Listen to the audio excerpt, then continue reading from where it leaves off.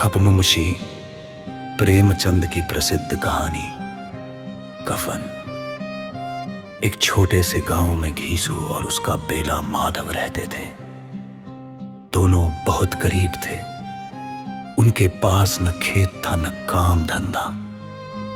गांव वाले उन्हें आलसी कहते थे क्योंकि वे मेहनत से ज्यादा भीख मांगकर या छोटे मोटे काम करके पेट भरते थे। उनकी झोपड़ी टूटी फूटी थी। ठंडी हवा अंदर तक आ जाती थी। उस रात भी दोनों झोपड़ी के बाहर अलाव जलाकर बैठे थे और आग में आलू सेंक रहे थे। झोपड़ी के अंदर माधव की पत्नी बुढ़िया प्रसव पीड़ा से तड़प रही थी। उसकी दर्द भरी चीखें रात के सन्नाटे को चीर रही थी। लेकिन घीसू और माधव शांत बैठे आलू खाने में लगे थे।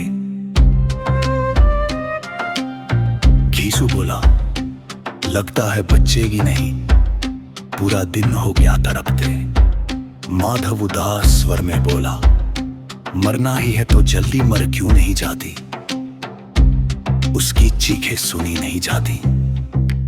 दोनों के चेहरे पर दुख कम और भूख ज्यादा दिखाई दे रही थी। जैन और गरीबी। घीसू ने एक आलू निकालकर खाते हुए कहा, हमने जिंदगी में बहुत दुख देखे हैं बेटा। भूखे पेट इंसान का दिल पत्थर बन जाता है। माधव चुप रहा। उसके मन में पत्नी के लिए दर्द तो था, लेकिन उससे भी बड़ा दर्द धर्म बन जगा। रात गहराती गई। बुधिया की आवाज धीरे धीरे कमजोर पड़ने लगी। सुबह हुई। झोपड़ी के अंदर सन्नाटा था। माधव अंदर गया और कुछ देर बाद बाहर आकर बोला, दादा वो मर गई। कुछ पल के लिए दोनों चुप रहे।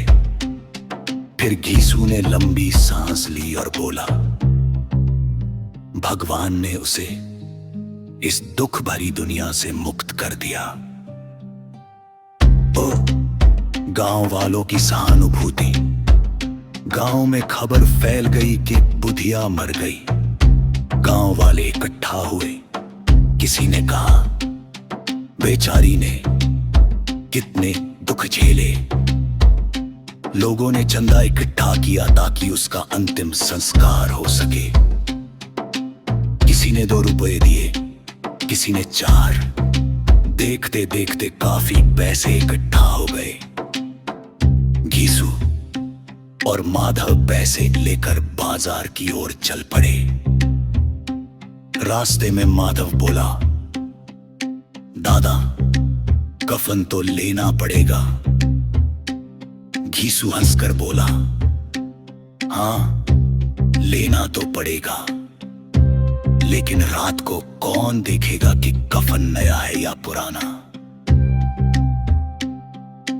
दोनों एक दूसरे को देखने लगे। उनके मन में भूख फिर जाग उठी। पीछा लालच।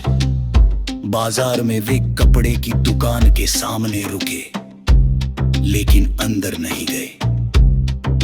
थोड़ी दूर पर एक शराब खाना था। वहां से खाने की खुशबू आ रही थी।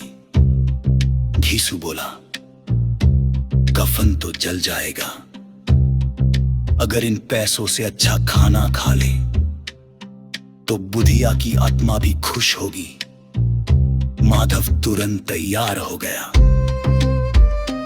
दोनों शराब खाने में जा बैठे। उन्होंने पूरी मछली मिठाई और शराब मंगवाई। कई दिनों बाद दोनों ने पेट भरकर खाना खाया।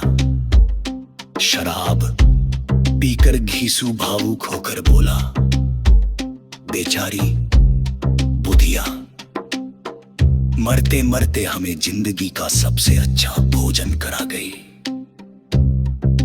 दोनों हंसने लगे। रात गहराने लगी। शराब के नशे में दोनों सड़क किनारे पड़े थे। बुधिया की लाश बिना कफन के झोपड़ी में पड़ी थी, लेकिन घीसू और माधव को अब किसी बात की चिंता नहीं थी। गरीबी ने उनके दिल से संवेदनाएं छीन ली थी। भूख ने उन्हें इतना मजबूर कर दिया था कि इंसानियत भी कहीं खो गई थी। पन्ने समापन। दोस्तों, मुंशी प्रेमचंद की ये कहानी हमें बताती है कि गरीबी इंसान को कितना मजबूर बना देती है। जब पेट की आग बढ़ जाती है, तब रिश्ते और भावनाएं भी कमजोर पड़ जाती है। अगर आपको ये कहानी पसंद आई हो तो वीडियो को लाइक, शेयर और सब्सक्राइब जरूर करें।